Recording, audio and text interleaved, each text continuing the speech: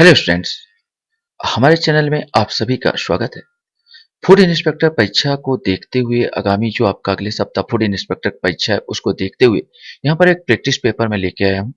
मेरे प्रश्न बोलने से पहले ही इसका ऑप्शन आपको देखना है और सोच के आंसर का जवाब अपने मन में ही दे देना है। इसके बाद मैं आपको आंसर बताऊंगा और आपका एक प्रैक्टिस सेट है। जरूरी नहीं, एक चीज और बता दूं कि हूबहू यही क्वेश्चन आएगा। ये केवल एक प्रैक्टिस करवाया जा रहा है, केवल एक प्रैक्टिस सेट है, ये मान के चलिए कि आपको इसमें से प्रैक्टिस करना है। ठीक है, तो चलिए एक एक क्वेश्चन को हम लोग यहाँ पर देखते हैं बारी बारी से। पहला क्वेश्चन हमारे सामने, उपभोक्ता संरक्षण विधेयक 2018 ने दिए गए वर्षों में से किस उपभोक्ता संरक्षण अधिनियम की जगह ले ली है। माने जो 2018 वाला जो अधिनियम आया और जिसका 19 में आपको बोला जाए 19 में अधिनियम बना, वो वास्तव में किसको कौन से अधिनियम के तहत बना, कौन से अधिनियम को अब वो हट गया है। 81 वाला, 1986, 1991 या 1978। सही आंसर बिल्कुल सोच रहे हैं आप लोग, सही 1986। ये 1986 की जगह ही लिया है 2018 के अधिनियम ने। उपभोक्ता संरक्षण अधिनियम 2018 कब लागू हुआ? 2 अक्टूबर 2018, 20 नवंबर 2019, 20 जुलाई 2019 या 18 अक्टूबर 2019? इसमें से आपको बताना है। सही आंसर सी आएगा, 20 जुलाई 2019 को ना। यह उपभोक्ता संरक्षण अधिनियम 2018 कब लागू हुआ? तो 20 जुलाई 2019 को लागू हुआ।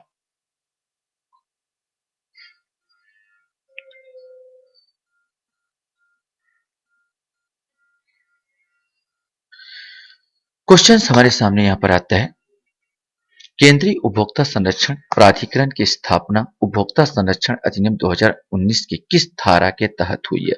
जो यहाँ पर जो 2019 में एक नया चीज आया है, केंद्रीय उपभोक्ता संरक्षण प्राधिकरण, उसकी स्थापना जो है, धारा बताना है आपको, कौन से धारा के अंतर्गत हुई है। धारा 10(1), 10(12)(2), 14(1) या 15(3)? इसमें से कोई एक। सही आंसर ए आएगा, धारा 10(1) के तहत हुई है।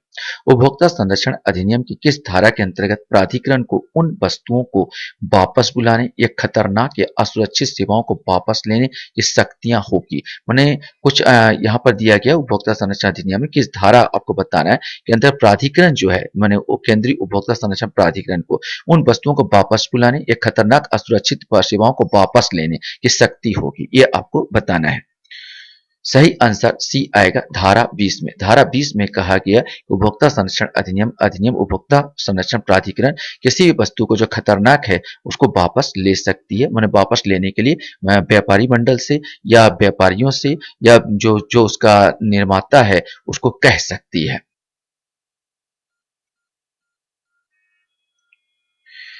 क्वेश्चन हमारे सामने यहाँ पर आता है, निम्नलिखित में से कौन सा उपभोक्ता संरक्षण परिषद का कार्य नहीं है? यहाँ पर आपको कार्य बताना है कि बहुत सारे कार्य होंगे, उनमें से कौन सा कार्य इनका नहीं है। यहाँ पर याद रखना, उपभोक्ता संरक्षण परिषद की बात हो रही है। उपभोक्ताओं के बीच उपभोक्ता अधिकारों के बारे में जागरूकता पैदा करना, उपभोक्ता अदालतों के मामले दर्ज करने के बारे में उपभोक्ताओं को मार्गदर्शन करना, दुकानदारों द्वारा धोखाधड़ी करने पर उपभोक्ताओं को मुआवजा प्रदान करना, कई बार उपभोक्ता न्यायालयों को उपभोक्ताओं का प्रतिनिधित्व करना। सही आंसर इसमें सी आएगा, वो दुकानदारों द्वारा धोखाधड़ी करने पर उपभोक्ताओं को मुआवजा प्रदान करना। देखो यार, ये फोरम जो है, याद रखना, अगर ये सॉरी ये परिषद की बात कर रहा है। परिषद जो है एक सलाहकारी संस्था है जो उपभोक्ताओं के सलाह के लिए, ये केंद्र सरकार या राज्य सरकार को सलाह के लिए बनती है। चाहे जिला उपभोक्ता परिषद हो, चाहे राज्य उपभोक्ता परिषद हो या चाहे राष्ट्रीय उपभोक्ता परिषद।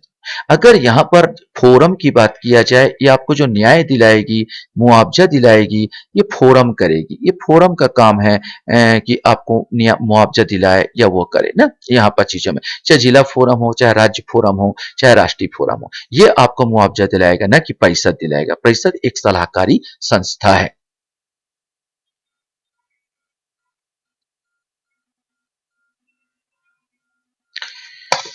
क्वेश्चन हमारे सामने यहाँ पर छठवां आता है, भारत में उपभोक्ता का उत्तरदायित्व क्या है? क्या उत्तरदायित्व? गुणवत्ता के प्रति सचेत रहना, खरीदी पर रसीदी प्राप्त करना, अपने अधिकार के प्रति सचेत रहना, उपयुक्त सही। नो डाउट आपके दिमाग में पहले ही आ गया होगा, उपयुक्त सभी। उपभोक्ता संरक्षण अधिनियम के अंतर्गत विवाद आते हैं, मान किस प्रकृति के विवाद आते हैं? कंपनी के अंश बेचने संबंधी विवाद, दंडित प्रकृति के विवाद, विक्रेता द्वारा खराब माल के विक्रय संबंधी विवाद या रोजगार संबंधी विवाद? सही आंसर इसका सही आएगा, विक्रेता द्वारा खराब माल के विक्रय संबंधी विवाद आएंगे। कंपनी के अंश बेचने संबंधी विवाद नहीं आएगा, दंडित प्रकृति के मामले नहीं आएगा और न ही रोजगार वाला मामला आएगा। इसके अंतर्गत विक्रेता द्वारा खराब माल के विक्रय संबंधी जो विवाद होता है ये जरूर इसके अंतर्गत आ जाएगा।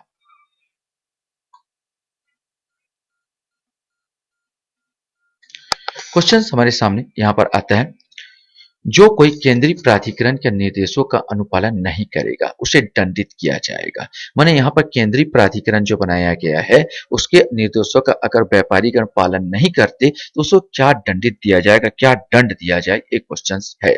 6 मास तक कारावास, 20 लाख तक का जुर्माना, 3 वर्ष तक कारावास या उपर्युक्त ए बी दोनों। सही आंसर यही आएगा, डी आएगा।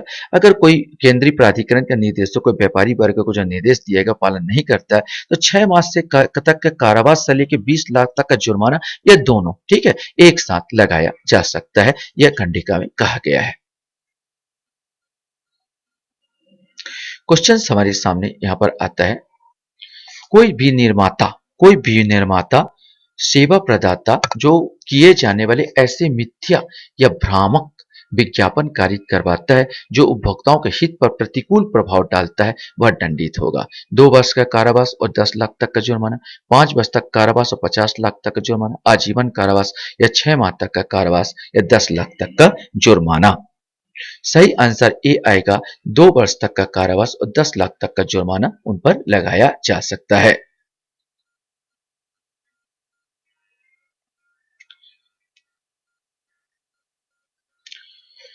क्वेश्चन हमारे सामने यहां पर आता है, उपभोक्ता संरक्षण अधिनियम के तहत कोई महानिदेशक या कोई अन्य अधिकारी जिसको यह जानकारी है कि ऐसा करने के लिए कोई युक्त आधार नहीं है और फिर वह तंग करने वाली तलाशी लेता वह दंडित करे होगा। मतलब जानबूझकर कोई व्यापारी को या कोई संगठन को कोई व्यक्ति दुश्मनी निकाल रहा हो, तंग करने के लिए तलाशी ले रहा है अधिकार, तो उनको लिए क्या दंड का कारावास है, ये क्वेश्चन पूछा गया है। 3 माह तक कारावास और 5,000 रुपए तक जुर्माना, 6 माह तक का कारावास या 10,000 रुपए तक का जुर्माना, 1 वर्ष तक का कारावास या 10,000 रुपए तक जुर्माना, या इन्हें किसी प्रकार का दंडित नहीं किया जा सकता। ऐसा कोई क्वेश्चन है जिसमें आपको बताना है। सही आंसर इसका सी आएगा, 1 वर्ष तक का कारावास और 10,000 रुपए तक जुर्माना लग सकता है अगर पता चलता है कि कोई जो अधिकारी है वो केवल तंग करने के लिए कोई हेतु नहीं बन रहा था, कोई युक्त कारण नहीं बन रहा था, कोई आधार नहीं बन रहा था, इसके बावजूद वो दुश्मनी निकालने के, तंग करने के लिए, किसी को परेशान करने के लिए कर रहा है तो उसको 1 वर्ष का कारावास और 10,000 रुपए तक का जुर्माना लगाया जा सकता है। क्वेश्चन हमारे सामने यहाँ पर आता है, इस अधिनियम के तहत परिवादी से अभिप्रीत है, माने हम परिवादी किसको कहेंगे, ठीक है, कोई उपभोक्ता को, केंद्रीय सरकार या कोई राज्य सरकार को, केंद्रीय प्राधिकरण को या उपयुक्त सभी को। माने परिवादी से यहाँ पर कंडिका में जो परिभाषा दिया, अक्सर 2 में परिभाषा देता है कंडिका में, उसमें परिवादी से क्या तात्पर्य है। सही आंसर डी आएगा, उपयुक्त सभी। परिवादी के अंतर्गत उपभोक्ता भी हो सकता है, परिवाद कर सकता है, केंद्रीय सरकार, राज्य सरकार भी आ सकता है, परिवाद कर सकता है, और केंद्रीय प्राधिकरण भी आ सकता है, परिवाद कर सकता है, तो उपयुक्त सभी इसके अंतर्गत आएगा।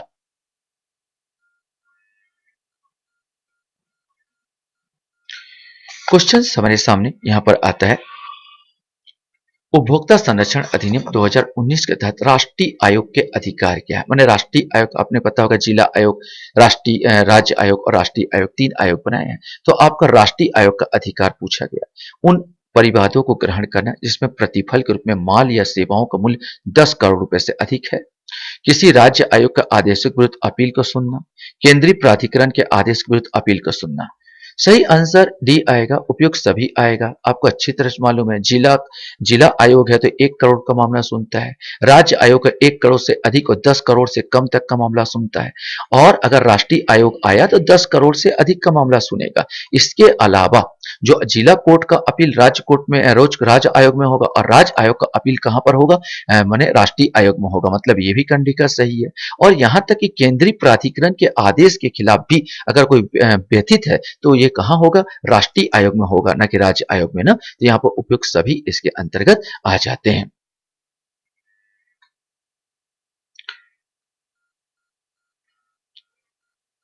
क्वेश्चंस हमारे सामने आता है। आवश्यक वस्तु अधिनियम 1955 की धारा 6 के अधीन अधिग्रहण के किसी आदेश से व्यथित कोई व्यक्ति या व्यापारी राज्य सरकार द्वारा नियुक्त व्यक्ति का अधिकारी को अपील कर सकेगा। ये क्वेश्चंस पूछा गया। इसका मतलब आपको ये बता दूं कि धारा 6 कहता है कि जैसे कोई माल खराब है या माल हानिप्रद है, जो लोगों के लिए संकटमय है, तो कलेक्टर को वो शक्ति दी है। नहीं, आपको ये तो मालूम है कि कलेक्टर की शक्ति दी है कि उसको जब्त कर सकता, आत्मसात कर सकता, मतलब उसको ले सकता है, माने कलेक्ट कर सकता है, जब्त कर सकता है, तालाबंदी कर सकता है। अगर इससे आप व्यथित हो तो किसके पास जाओगे? अगर इससे व्यथित हो तो सही आंसर उसका 1 माह है। 1 माह के भीतर आप न्यायिक अधिकारी, न्यायिक प्राधिकारी के अपील कर सकती हो ना। कंडिका में धारा 6 में कहा न्यायिक प्राधिकारी के पास कलेक्टर के विरुद्ध आप अपील कर सकते हो। वर्तमान में आवश्यक वस्तु अधिनियम 1955 के अंतर्गत दंडनीय हर एक अपराध खालिस्तान होगा। असंज्ञेय, असंज्ञेय और अजमानती, जमानती या संज्ञेय या संज्ञेय और अजमानती। सही आंसर इसका सी। अभी जो पढ़ना संज्ञेय बना दिया गया, इन अपराधों को संज्ञेय बना दिया गया। 2 प्रकार के अपराध होते हैं, एक होता है संज्ञेय अपराध और एक होता है असंज्ञेय अपराध।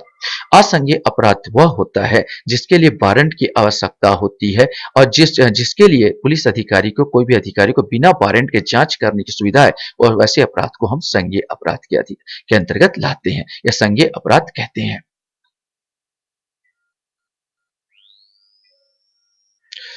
चलिए नेक्स्ट क्वेश्चन हमारे सामने आता है। धारा 9 आवश्यक वस्तु अधिनियम के अंतर्गत मिथ्या कथन के लिए कारावास की अवधि होगी। माने मिथ्या कथन कोई करता है तो उसके लिए क्या कारावास का होगा? 2 वर्ष, 3 वर्ष, 4 वर्ष या 5 वर्ष। सही आंसर डी आएगा। 5 वर्ष तक का कारावास आपको हो सकता है। मिथ्या कारावास कर, मिथ्या आप जब संज्ञान देते हो या मिथ्या कथन कहते हो तो। 16वां क्वेश्चन हमारे सामने है। कीमत नियंत्रण विषय भारतीय संविधान की 7वीं अनुसूची में किस भाग में शामिल है? तो 7वीं अनुसूची में 3 भाग है, एक संघ सूची है, एक राज्य सूची है और एक समवर्ती सूची है। तो हमारे सामने ये आता है क्वेश्चन कि भाई जो कीमत नियंत्रण है, मतलब जो कीमत नियंत्रण दिया है, कीमत नियंत्रण का विषय भारतीय संविधान की कौन सी सूची में है? राज्य सूची में है, संघ सूची में या समवर्ती सूची में, या ए भी दोनों में है? सही आंसर इसका सी आएगा, समवर्ती सूची में इसका आएगा, समवर्ती सूची में है। निम्नलिखित में से कौन सी वस्तु अधिनियम 1955 की सूची में शामिल है? खाद्य फसल, पशु चारा, जूट या उपरोक्त सभी? सही आंसर डी आएगा, उपरोक्त सभी।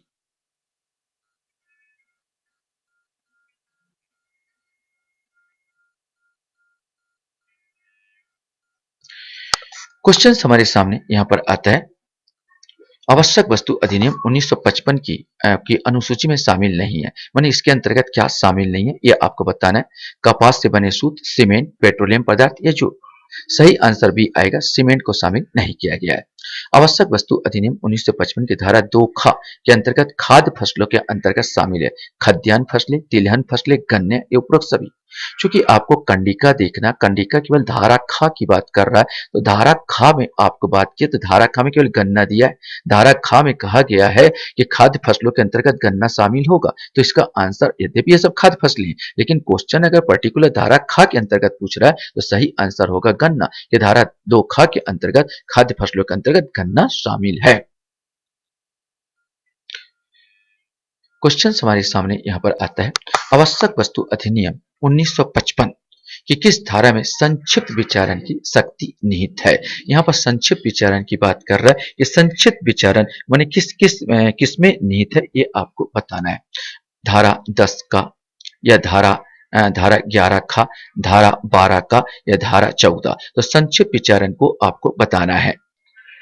तो इसका सही आंसर सी आएगा, अर्थात 12 का, माने 12 का संक्षिप्त विचारण की बात किया जाए तो आंसर सी आ जाएगा। 12 का में ये कंडिका में लिखा है कि संक्षिप्त विचारण किया जा सकता, माने संक्षिप्त विचारण माने जल्द से जल्द उसका निवारण कर दिया जाए, जल्द से जल्द न्याय दे दिया जाए।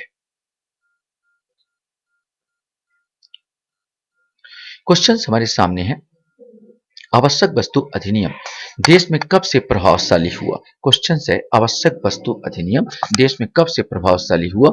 एक जनवरी 1955, 1 अप्रैल 1955, 1 जुलाई 1955 या 10 जुलाई 1955, इसमें से कोई एक आपको बताना है। सही आंसर ए आएगा इसका 1 जुलाई, 1 जनवरी 1955 से ये प्रभावी हुआ आवश्यक वस्तु अधिनियम देश में ना। आवश्यक वस्तु अधिनियम की किस धारा के अधीन केंद्र सरकार किसी भी वस्तु को आवश्यक वस्तु घोषित कर सकती है अथवा पूर्व से अनुसूची में शामिल किसी आवश्यक वस्तु को हटा सकती है। मैंने आपको तो ये मालूम है कि राज्य सरकार के अधिकार नहीं, केवल केंद्र सरकार को अधिकार है किसी वस्तु में आवश्यक वस्तु में जोड़े या हटा दे। तो आपको इस कंडिका में बताना है कि कौन से उसमें आपका आएगा धारा 2 का, द्वारा 2 खा, 2 का या 2 खा।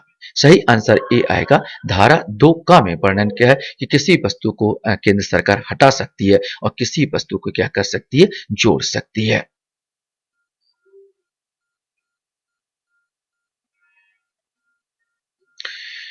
नेक्स्ट क्वेश्चन हमारे सामने यहाँ पर आता है, भारत में न्यूनतम समर्थन मूल्य का आरंभ कब से हुआ। आपको ये बताना है जो न्यूनतम समर्थन मूल्य जो काफी हल्ला गुल्ला होता रहता है उसमें वो कब से स्टार्ट है, कौन से सन से, 60-62, 66-67, 71-72 या 92-93, ये आपको बताना है। सही आंसर इसका बी आएगा 1966-67। 1966-67 से जब हरित क्रांति स्टार्ट हुई थी, याद रखेंगे तृतीय पंचवर्षीय योजना के खत्म लास्ट हो गया था और जिसमें योजना अवकाश चल रहा था 1966-67, तभी आया था क्या, हरित क्रांति आया था। उसी समय हमने लाया न्यूनतम समर्थन मूल्य भी हमने घोषित किया था या लागू किया था 1966-67 में।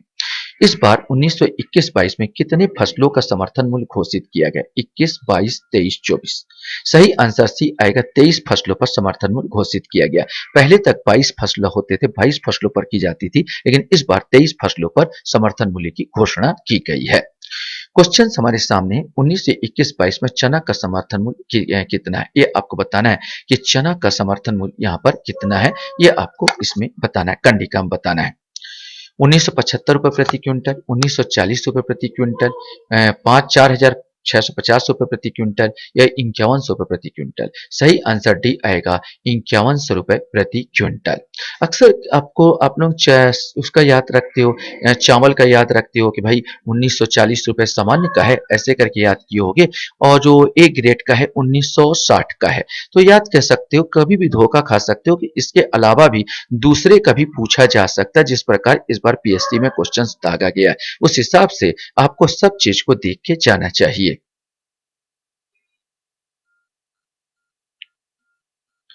क्वेश्चन हमारे सामने 26वां नंबर यहाँ पर आता है, इस बार 2021-22 में धान खरीदी का लक्ष्य राज्य में कितना रखा गया है, 105 lakh metric ton, 92.8 lakh metric ton, 90.45 lakh metric ton, 115.86 lakh metric ton.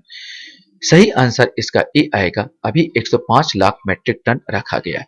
वैसे भी धान खरीदी भरपार किया है, और सबसे बड़ी बात पंजाब के बाद छत्तीसगढ़ दूसरे नंबर का राज्य हो गया धान खरीदी के मामले में ना, इतना ज्यादा धान खरीदा है। इस वर्ष राज्य सरकार ने धान के समर्थन मूल्य में कितने रुपए की, यहाँ रुपए होना था, कितने रुपए की बढ़ोतरी की है, 50 रुपए, 15 रुपए, 65 रुपए, 80 रुपए। सही आंसर इसका सी आएगा, 65 रुपए की बढ़ोतरी की है।